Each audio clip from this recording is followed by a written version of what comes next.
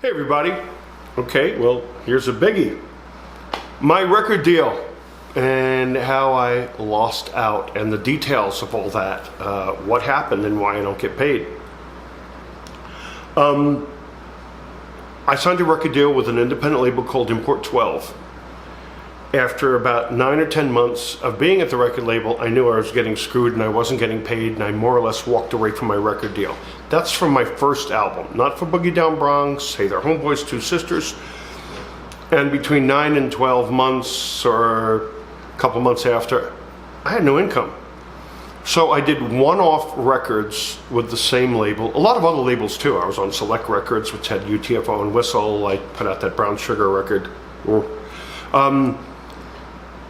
I did a bunch of productions for different artists and stuff like that. But basically, I walked away from my record deal. That's in another story. And there's another story about the guy who ran the record label, wound up getting AIDS and dementia, and I went to his rescue. So when he died, Import 12, Disconet, Sugar Scoop, they made enough money that the guy moved out of a little closet in an office building to literally taking on a whole staff of people, and had his own office, and all that kind of stuff. And the day after Mike Wilkinson died, Stephen Von Blau, who's dead now, and Mark Stiles, and how I know all this is because I became friends with Mark Stiles, and he told me this story, told me the story of what happened with my masters and how they sold it off. I met Mark one day at a bar, and he says, "Manny Parrish, are you Man Parrish?" I said, "Yeah." He goes, "Boy, do I have a story to tell you." I said, "Oh." He says, "I used to work for your record label, Import 12 Sugar Soup Disconet." I went, "Oh yeah, those fuckers." And he said, "Well, I gotta tell you." I said, "Well, what happened?" He said, after Mike Wilkinson died, we put the keys in the door and kept the business running, which was illegal because when Michael was the corporation, they weren't even officers of the corporation, but nobody knew that. They picked up the phone, same guy answered the phone, "Where's Mike? He's not here." And they both had pretty bad coke habits. This is what Mark told me directly. They were selling off masters for money. They were still doing their Disconet, selling a few copies here and there. The licenses were coming in, but not enough to keep people's habits going. And I said, "So what happened to my record?" He said, "Well, we sold it to Unidisc in Canada for $1,000. I said, "How could you sell it to Unidisc?" I said, "The record contract was over." He goes, "We printed up a piece of paper that said that you gave up all your rights to all your music." He said, we copied your signature. We saw it on this piece of paper and copied it. And I've seen the signature, and it's not my signature. And there's a lawsuit, which we'll talk about. We went up to Canada, to Toronto. We got $1,000. We gave him all of your masters and told this guy that me, Man Parrish, has given up all rights and all claims, all publishing. It's all his, soup and nuts, owes nothing to me, doesn't owe me money, doesn't have to. I don't have any rights to it. I said, "Are you kidding me?" He said, "No." And I said, "What did you do? How much money did you get?" He goes, $1,000. I said, "What did you do with the money?" He said, "We got up there on a Friday night. By Sunday morning, we blew it all on coke and partying." And do you know what that made me feel like? Do you have any idea what it made me feel like? So, I'm getting upset now. I said, "Well, I got to go to a lawyer," and we became friends. And I went to one or two lawyers, and I was like, "Give me $10,000, give me $5,000," and I was like, "Oh, I don't have that kind of money." Go ahead forward about 5 or 7 years. I did a party at the Cock Bar, which I'll talk about, but one of the DJs, Gant Johnson, really wonderful guy, had a party one of the other nights. He came in on my Sunday night and he said, "Oh man, congratulations, you're in Grand Theft Auto." I said, "The video game?" He says, yeah. You get in the car, you turn on the record, the radio, and you're playing the video game, and Hip Hop Bebop's coming out of the radio. And I went, "I didn't license that." I was so poor, I had to borrow the money to buy a PlayStation and borrow money to buy the game. It was like $300 for the PlayStation, another $50.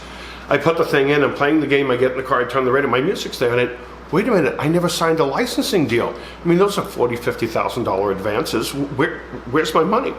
So Gant told me he has a lawyer, Brett Green, that did some stuff for him, and Brett's been wonderful in my life. He's worked for next to nothing many times, you know, knew I didn't have a lot of money to pay, and thank you so much, Brett. You're an angel, really, if you're watching this.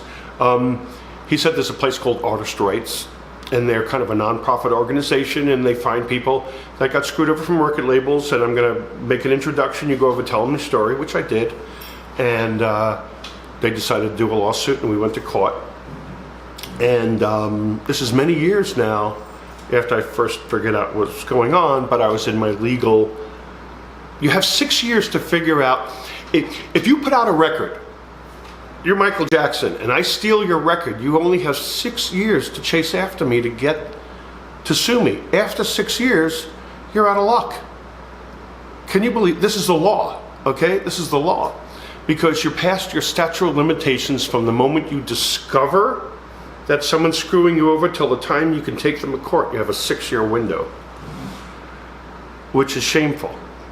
I'm battling right now, just to put that on hold, after 35 years, my rights come back to me, but I only have a 2-year window to claim it. If I don't claim that, I think I have 3 or 4 years after that, the rights go back to these people that stole my music. So anyway, I'm reclaiming my music now, and at the, you know, that's all been done legally and all that kind of stuff. But so they started a lawsuit, and Unidisc kept me out of court because I said to my lawyer, why are they protecting a record that I thought is only spending, you know, selling a couple of thousand copies? They spent $40,000, $50,000 in legal fees. And my lawyer said, obviously, they're protecting something. So we did some discovery, and they sold lots and lots and lots and lots and lots of records over the years. My record deal was a recording contract, and when you send stuff to movies, I'm in Shaun of the Dead. I didn't license that. I'm in Grand Theft Auto. I didn't license Hip Hop Bebop to Grand Theft Auto.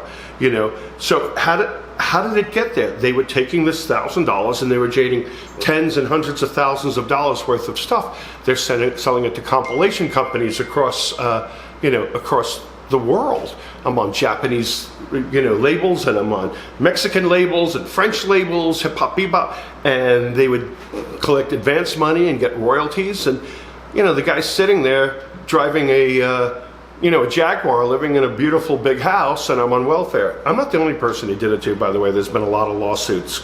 I remember allegedly he claimed that he had like Donna Summer's catalog or the Bee Gees or something, and Universal went after him.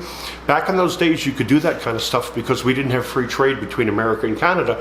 And most of the people that he went after or claimed that it was his or bought, you couldn't cross the border and sue them. You'd have to go over to Canada and hire a Canadian lawyer and take up residence, while the whole lawsuit went on. And most people didn't have hundreds of thousands of dollars to chase after all this kind of stuff. So Unidisc kept me out of court. That was the only way they could do it, because if I sat down in front of a judge or a jury and I said, I never received a penny, part of my contract is I give you music, you give me money.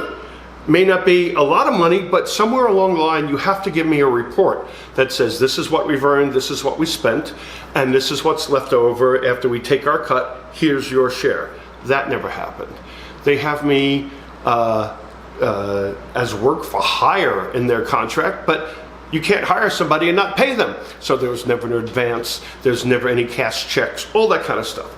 So Unidisc used my friend Michael Odetsky is the guy who died in Boy George's apartment. We're going to talk about that in Boy George's house. He was my writing partner and my very close friend. A lot of shady shit went on there. We'll definitely talk about that. And that fucking pig, George, but we'll talk about that.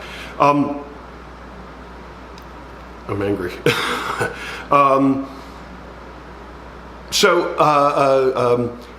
Michael Odetsky went up to a lawyer called Michael Pantaleone, and he needed something done for a contract somewhere. And I'm sitting next to Michael, and Pantaleone's across the desk. And Michael happened to say, why don't you ask Michael, how did you get in Grand Theft Auto? And I was like, well, I can't afford to hire this guy. He's a big-end lawyer. And he said, oh, ask him. And I said, well, Michael, if you can find something out, let me know. Now, I didn't hire Michael Pantaleone. I never signed a contract. I never gave him a deposit for work. It was just, hey, find something out, let me know. Unidisc, because Michael Pantaleone is friends with Unidisc's lawyers. He goes, oh, I know Man Parrish. He came by the office many years ago. They said, was it longer than 6 years ago? Yes, it was. Oh, did he ask you to help him? Yes, he did. So he was your client? Yeah, should I say yes? So Michael Pantaleone said that I was his client. Where's my receipt? I never paid you. Since I was his client, I was out of the 6-year window, so I couldn't sue them in court. And Michael Leone even got some woman who I don't even know to vouch that I was in the office, and it was just me, Michael Radetsky, and Michael Pantaleone. I don't know who this woman was. I heard her name in the courtroom, and she vouched for, she's sticking up with her lawyer friend, and this is a lawyer, and lawyers, only tell the truth. So they kept me out of court. So we appealed, and we went all the way up to the state Supreme Court. Because, like I said, if they kept me out of court, I mean, if I got into court in front of a judge, in front of a jury, it would be, okay, you got my music? Yes, we do. Did you pay me? Well, I think so. All right, where's the checks? We don't have them. Okay, did you give Manny in advance? I think so. Okay, where's the receipt for that? Did you report to him every 30, 60, 90 days like you're supposed to in your contract and give him a statement, and an inventory, how many units were sold, how much was taken out, and what his share? Well, they couldn't obviously produce any of this evidence, making the contract invalid. Like, once again, I said, if I hire you to work, I have to pay you, right? And this is what they were claiming. If I don't pay you, there's no contract there. And that was the basis of our lawsuit. And so they had to keep me out of court. We went all the way up to the state Supreme Court, and they argued it again in the state Supreme Court, saying the lower court already dismissed this. I don't even know why we're here. And there was New York State Supreme Court, I think there were 6 or 8 judges. Most of them were older, and they kind of didn't want to be bothered. They didn't understand what was going on with music, so they dismissed it. One guy, he was a Spanish guy in his 40s or 50s, and after it was whatever it is, 5-1 or 7-1, he's the only guy who voted in my favor. And when they said, okay, dismissed, everybody can go home, he actually said into the microphone, he said, Mr. I didn't hear him. And all of a sudden, everybody looked at me and said, what did he say? He goes, Mr. Parrish, I just want to let you know, I'm a big fan of your music, and I think this court treated you unfairly. I'm sorry you had to go through this. And I got up and I walked out, and I thought, oh my God. So, and then their lawyer was a brother team, and one of them died of fucking heart attack or cancer, which I think, good, you got your fucking karma for screwing me over. I'm not supposed to curse on the channel because it affects if you can make money on it, and I'm not making any money on this channel, by the way. I'm doing this all for free for you guys, telling my story. But that's the story about kind of how I got screwed out of my money and my record contract. I walked away for it in 1984. And in, 1989, 1987 or something like that, it was sold for coke money to Unidisc, and for years, they licensed my stuff. They bought a crap contract. They bought a bad, bogus deal. They tried to dupe me, but they got duped. They bought a piece of paper that wasn't valid, but we couldn't get it into court. And of course, by law, once this is decided on that it's done, I can't go back and sue them. So people always say, get a lawyer, go in and do something. I can't.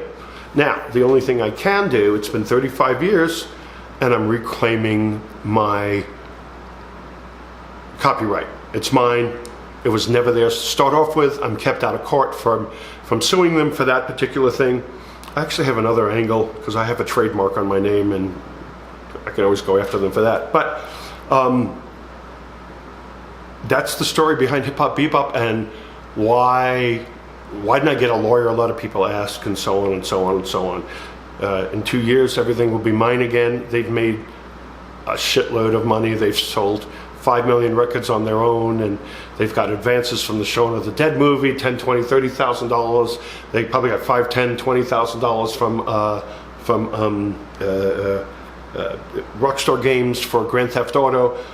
We're discovering licenses. It was licensed into some sort of FX series. A lot of you guys told me it was some story about some dude in the street, and there was a heroin or a coke deal going down. Hip Hop Bebop was playing in the background. You know, and then Unidisc had the balls. Now, I can't claim my rights, but I could tell the story, and I'm telling the fucking story on what this company did to me, you know, to the company.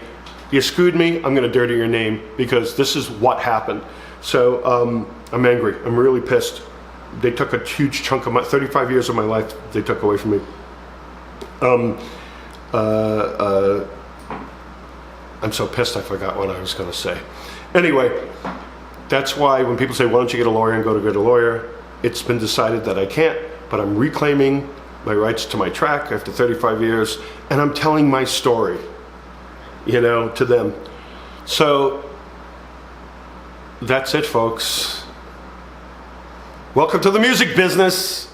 It's not a lot of fun at times. I want to say something which I'm going to put in the very last chapter. We're on episode 43, season 4, episode 3 or 4. I got to look, and I'm going to stop at episode 10, which would make it the 50.